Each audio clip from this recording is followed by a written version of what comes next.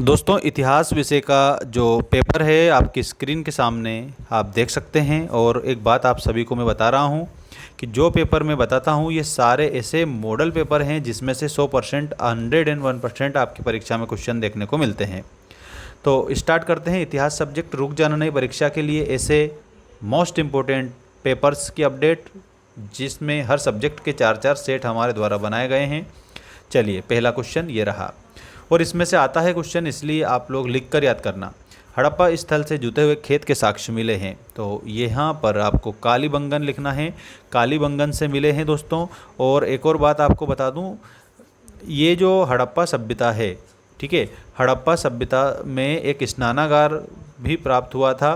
स्नानागार का मतलब स्विमिंग पूल, ठीक है। तो ये ऐसी सभ्यता थी जिसके बारे में हमें सभी को जानकारी होना चाहिए। तो कालीबंगन इसका आंसर करेक्ट हो जाएगा। इसके बाद ऋग्वेद का संकलन हुआ। ऋग्वेद का संकलन कब हुआ? 1500 से 1000 ईसा पूर्व, यानी कि आपका ऑप्शन नंबर फर्स्ट ही करेक्ट होगा। अगला है रिहिला। रिहिला के लेखक कौन थे? यहाँ पर दोस्तों रिहिला के लेखक थे इब्न बतूता। इसमें आप सभी स्टूडेंट्स को इब्न बतूता ये आंसर याद रखना रहेगा, ठीक है। चलिए आगे बढ़ते हैं। हम्पी के भग्नावशेष में ये जो प्रकाश में किसने लाए थे? प्रकाश में लाए गए किसके द्वारा?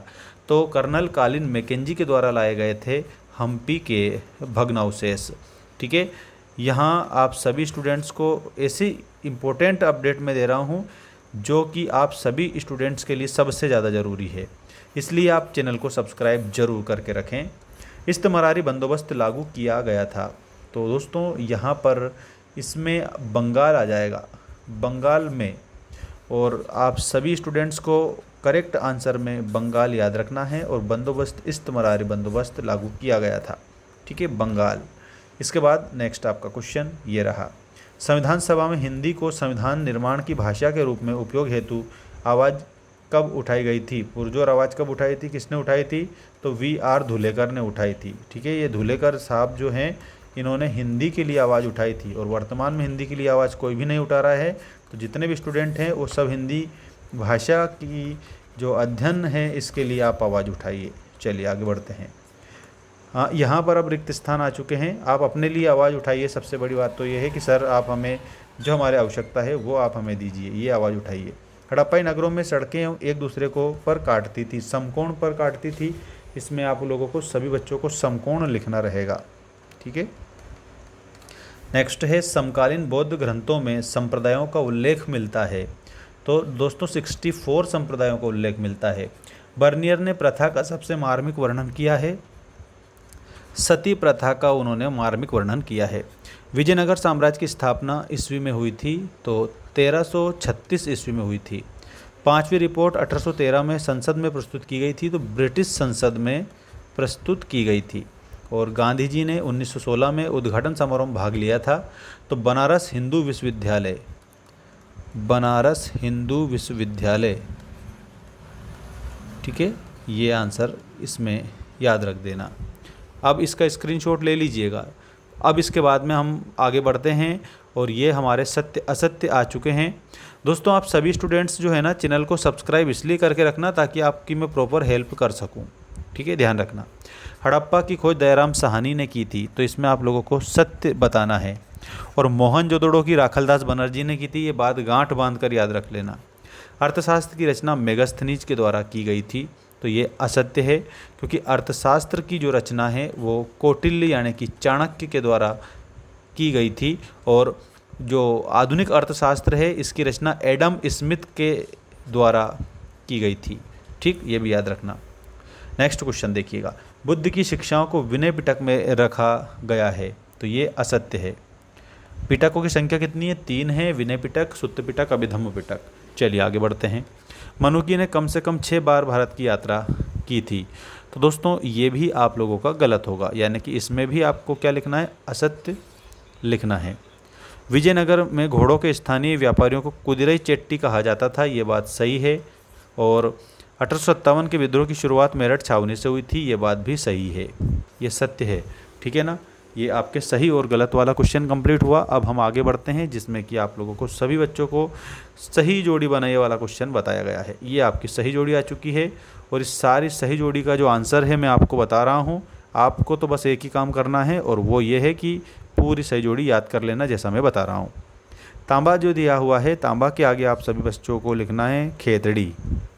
जेम्स प्रिंसेप, तो इसमें ब्राह्मी लिपि आप याद रखना। महावीर स्वामी यहाँ पर दिया है। देखो दोस्तों, महावीर जो स्वामी हैं इसमें जैन धर्म आपको याद रखना है। अंडाल के आगे आप सभी स्टूडेंट्स को वैष्णव याद रखना रहेगा। कृष्णदेव राय, तो कृष्णदेव राय जो है ना दोस्तों, इसमें आप सभी को क्या लिखना है, आमुक्तमाल्यद, ये कृष्णदेव राय की रचना है। मंजिल आबादी, दोस्तों मंजिल आबादी इसमें आयने अकबरी। चलिए, नाना साहिब, कानपुर से इनका संबंध था। नाना साहब, ठीक है, याद रखना आप सभी। नाना साहब का संबंध कहाँ से था, कानपुर से था। कानपुर कहाँ पड़ता, उत्तर प्रदेश में पड़ता है। चलिए आगे बढ़ते हैं। सभी बच्चे चैनल को जल्दी से सब्सक्राइब करके और आगे की जो प्रक्रिया है उसके साथ याद रखेंगे सारे क्वेश्चनों को। चलिएगा, ये रहा आपका धम्म महामत नामक अधिकारियों की नियुक्ति किसने की थी, तो ये अशोक जो है, सम्राट अशोक।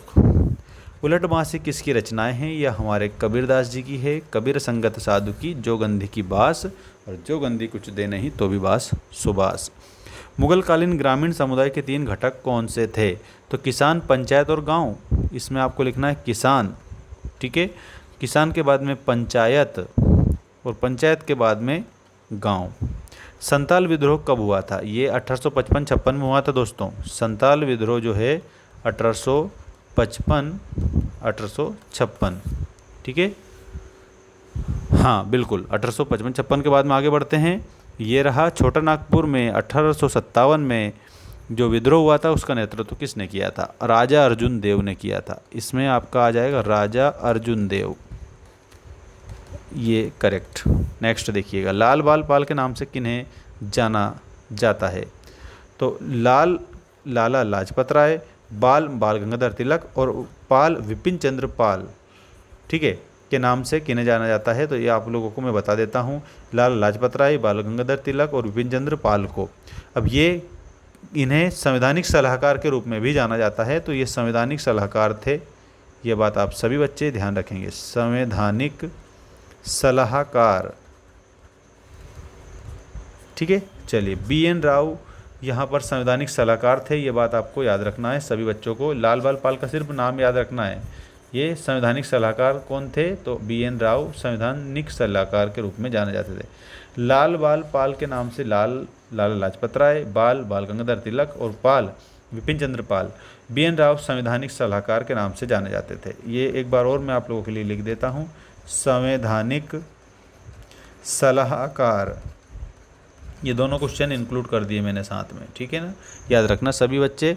और बाकी ये जो प्रश्न आप लोगों को चाहिए, सारे पेपर्स की अपडेट आपको चाहिए, तो आपको ऐप को डाउनलोड करना रहेगा। ऐप की लिंक जो है वो हमने डिस्क्रिप्शन में दे रखी है, इस वीडियो की डिस्क्रिप्शन में दे दी है, तो ऐप को ज़रूर डाउनलोड करें दोस्तों। और वहाँ पर आर्ट्स सब्जेक्ट के लिए ऑफ़र चला रखा है मैंने, ठीक है, तो उसको आप परचेस कर सकते हैं। सभी सब्जेक्ट के 4-4 सेट आपको परचेस करते से मिल जाएंगे PDF फॉर्मेट में, उनको लगा लेना। और बाकी आपको आपके एग्ज़ाम के लिए शुभकामनाएं।